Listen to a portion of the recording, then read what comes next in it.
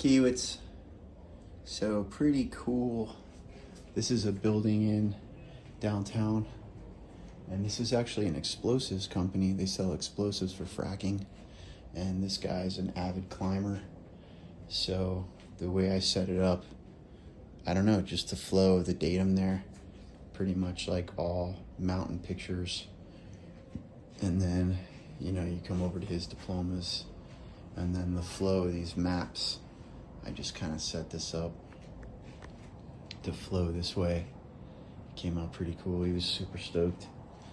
And then this other office,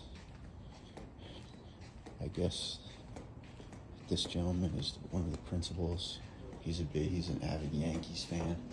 So I went ahead and installed that.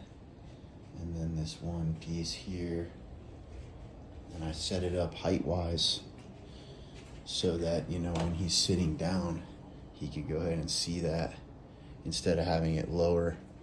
And then that's off-centered because there's going to be a 48-inch television right there. So cool little install, man. The next couple of days off, I'm going to work on my website, tightening that up. I'm out.